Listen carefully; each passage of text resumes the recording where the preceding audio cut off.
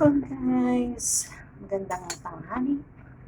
Welcome to my YouTube channel. Ito, nagluto ako ng tahong. Nag-ani ako ng malunggay.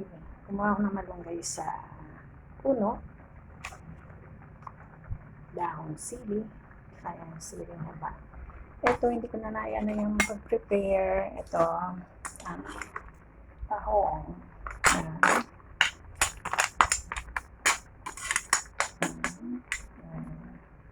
Yan ang tanghalian namin ngayon. Habang ako ay may ginagawa dito na ito guys. Habang ano na ito yung katry ko, Arabic food siya. Ewan ko kung may nakakaalam dun sa luto na yun. Watch out sa mga may alam sa pagkain ng Arabic. Ito, yan. Dahon ng ano to, ng grapes. Dahil may puno ako ng grapes, ito, pinupi ko.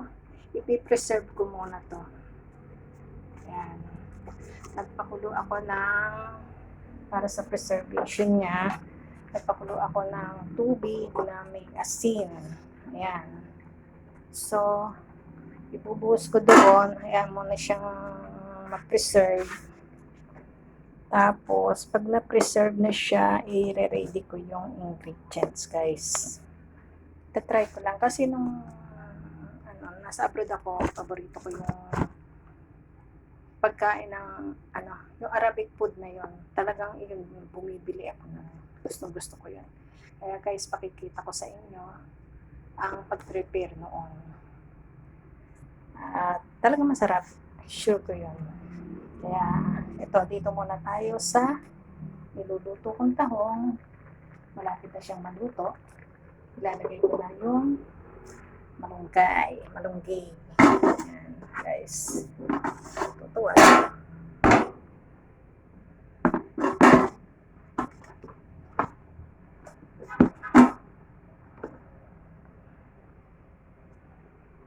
Ang hirap.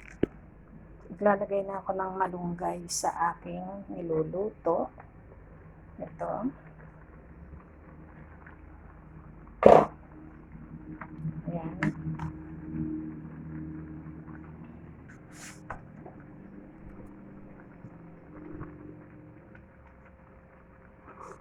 Yes. Ito ba?